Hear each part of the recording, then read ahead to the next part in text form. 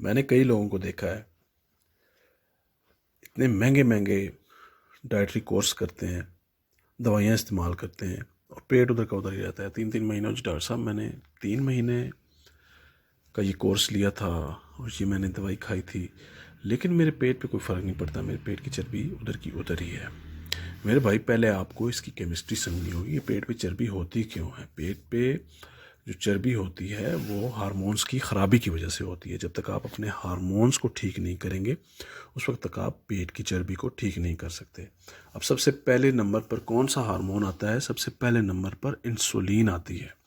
جی ہاں، انسولین جو ہے، آپ نے اس کے بارے میں شوگر کے حوالے سے بہت سنا ہوگا اور سب لوگ یہی جانتے ہوں گے کہ انسولین کی جو کمی ہے وہ شوگر کا باعث بنتی ہے، لیکن انسولین کی زیادتی جو ہے وہ آپ کے جسم میں چربی پیدا کرنے کا باعث بنتی ہے، یعنی کہ آپ کا جو فیٹ ہے وہ انسولین کے ذریعے ڈپازٹ ہونا شروع ہو جاتا ہے۔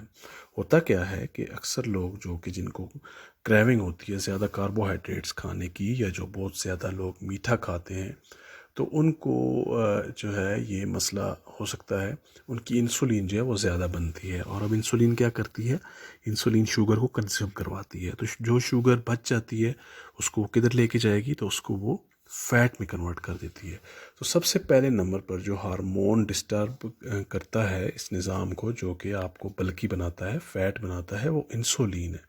تو آپ نے کیا کرنا ہے؟ آپ نے سب سے پہلے اس ہارمون کو نارمل کرنا ہے۔ اس کا میں آپ کو طریقہ بتاتا ہوں، بڑا ہی آسان طریقہ ہے۔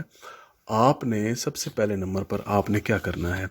آپ نے سب سے پہلے نمبر پر فاسٹنگ شروع کرنی ہے، یعنی کہ آپ نے کھانا جو ہے اس کا ٹائم جو ہے وہ بڑھا دینا ہے، اس کے بیچ میں جو ہے آپ نے 1 سے 2 میل سکپ کرنے شروع کر دے۔ ایک تو یہ آپ کے انسولین لیول کو نارمل کرنے میں مددگار ثابت ہوگی۔ اس کے علاوہ دوسرے نمبر پر آپ نے کیا کرنا ہے؟ آپ نے چند غذائیں جو ہیں اپنی ڈائٹ سے سکپ کر دینی ہیں۔ آپ نے تمام قسم کے جو گھی ہیں، مصنوعی آئل، وہ آپ نے سکپ کرنے ہیں۔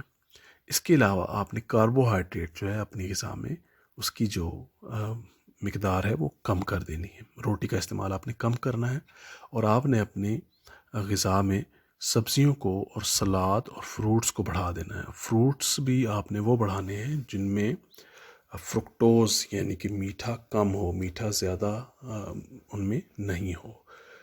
اس کے بعد آپ نے اپنی غذا میں پروٹین کو شامل کرنا ہے۔ پروٹین کے ساتھ آپ نے ہیلدی فیٹ کو شامل کرنا ہے۔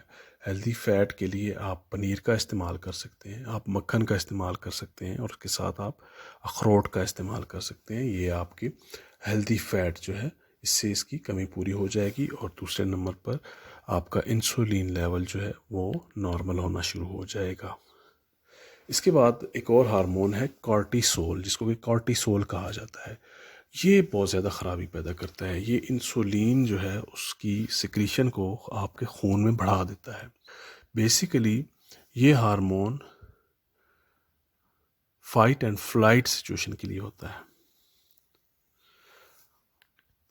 لیکن جب انسان سٹریس میں رہنا شروع ہو جاتا ہے یا ڈپریشن کا شکار ہوتا ہے تو یہ ہارمون جو ہے یہ اس کا لیول جو ہے وہ رائز ہو جاتا ہے، جس کے نتیجے میں کیا ہوتا ہے کہ آپ کے خون میں انسولین کی مقدار بھی بڑھنا شروع ہو جاتی ہے۔ اور جن لوگوں میں پیٹ کی گر چربی پائی جاتی ہے ان میں سب سے بڑی وجہ جو ہے وہ سٹریس ہوتا ہے۔ ایسے لوگوں کو آپ نے دیکھا ہوگا کہ وہ کھاتے بھی زیادہ ہیں، ان کو کریونگ بہت زیادہ ہوتی ہیں، کاربوہائیڈریٹس بہت زیادہ کھاتے ہیں، فاسٹ فوڈ کا بہت زیادہ استعمال کرتے ہیں، تو اس وجہ سے ان کا جو ہے انسولین لیول بھی زیادہ رہتا ہے، اور پیٹ کے گرد جو ہے فیٹ زیادہ ڈپازٹ ہونا شروع ہو جاتی ہے۔